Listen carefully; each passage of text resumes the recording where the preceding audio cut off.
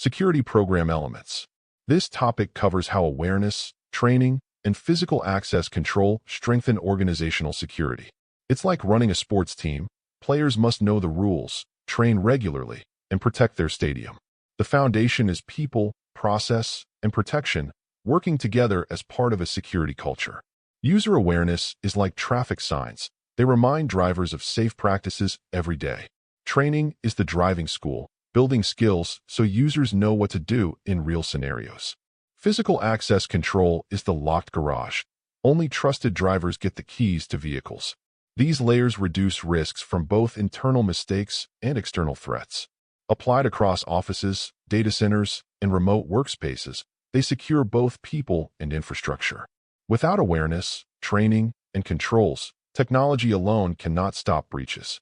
It's a reminder that security is more than firewalls. It begins with people.